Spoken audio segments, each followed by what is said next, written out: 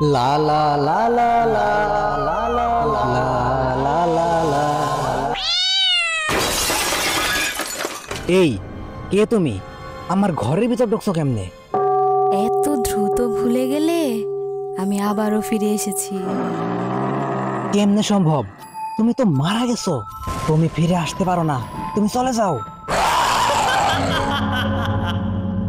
We are on Black Music 2.0 with আসসালামু আলাইকুম, welcome back. VR on black magic YouTube channel আপনাদের সবাইকে স্বাগত জানাচ্ছি। আমি শাহিন। ডিয়ার অডিয়েন্স, প্রতিদিনের মতো আজকেও প্রস্তুত আছেন তো বাংলাদেশে গ্রাম অঞ্চলে বিভিন্ন মানুষের সাথে ঘটে যাওয়া রক্তহীন করা একটা ভৌতিক ঘটনা শোনার জন্য? আজকে যে ঘটনাটি আপনাদের সাথে আমি শেয়ার করব, সেই ঘটনাটি হয়তো আপনাদের বিশ্বাস হবে না।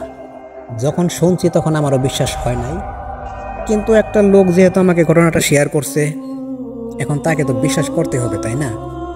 আমরা মানুষকে বিশ্বাস করি।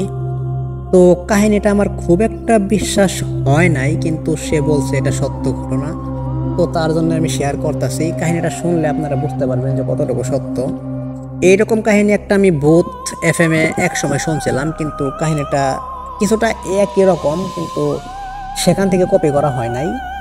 তো ডিয়ার অডিয়েন্স, কাহিনীটা শোনাই, তাহলে বুঝতে পারবেন সম্পূর্ণ বিষয়টা। আশা করি সম্পূর্ণ কাহিনীটা শুনবেন, আর আমিও যথেষ্ট চেষ্টা করবো আপনার মনোযোগটা ধরে রাখার। তো আসুন, আজকের কোনো কথা না বইলা সরাসরি আজকের রক্তহীন করা কাহিনীটা আপনাকে শোনাই। So let's enjoy.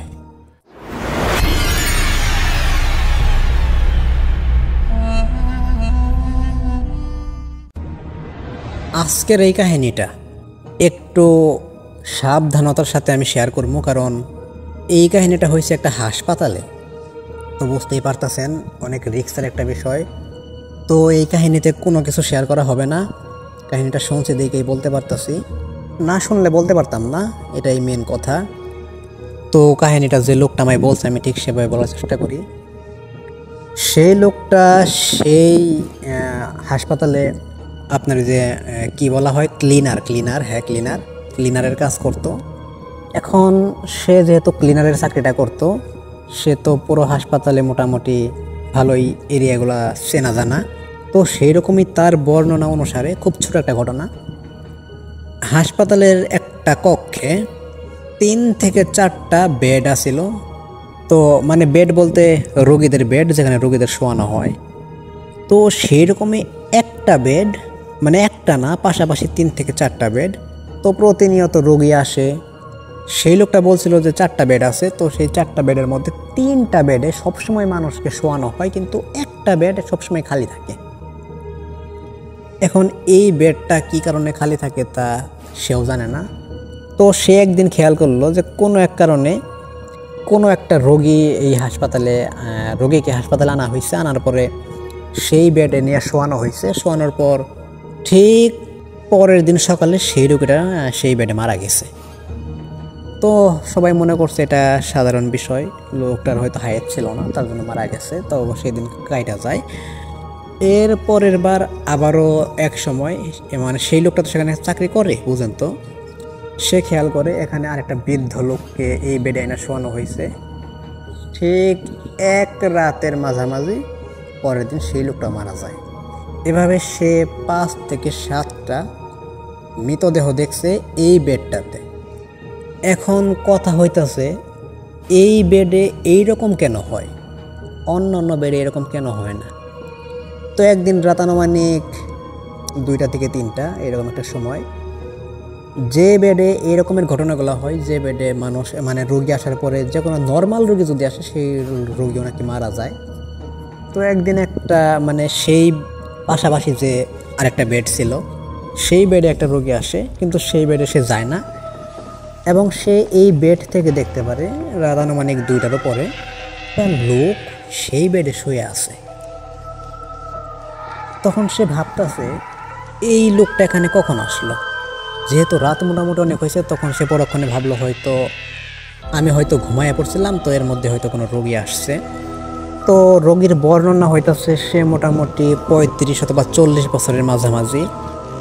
তখন যেহেতু এই পাশের বেডে আমি অনেকদিন ধরে আছি, আমি একজন রোগী, কিন্তু ওই বেডে যেহেতু মানুষ মারা যায় তো সেই বেডে যাওয়ার সাহস পাই না।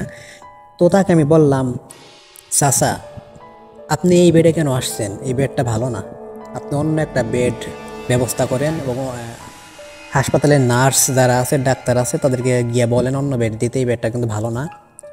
এই কথাটা বলার সাথে সাথেই না সেই লোকটা যে বেডে শুয়ে আছে সে আমার দিকে এত গরম হয়ে তাকায়, মানে তার চোখগুলো এত লাল টকটকা, মনে হইতেছে আমি কি যেন বললাম, রাগে একদম মানে পুরো ফায়ার। তো বুঝতেই তো পারতেছেন। তখন আমি দেখতে পারলাম সেই লোকটা বেডে থেকে আস্তে আস্তে উঠলো।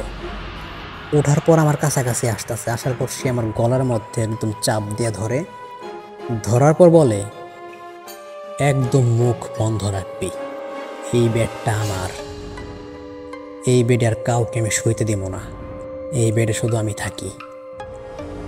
এই কথা বলার পর আমি তার হাত তো আমার গলা থেকে ছাড়ানোর চেষ্টা করতেছি এবং এক পর্যায়ে আমি ছাড়াতে পারছি।